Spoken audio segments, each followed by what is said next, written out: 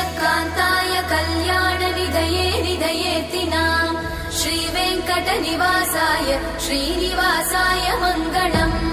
लक्ष्मी सविभ्रमालोकसुभ्रूविभ्रमचक्षुषे चक्षुषे सर्वलोकानां वेङ्कटेशाय मङ्गलम् श्रीवेङ्कटाद्रिशृङ्गाग्रमङ्गलाभरणाङ्ग्रये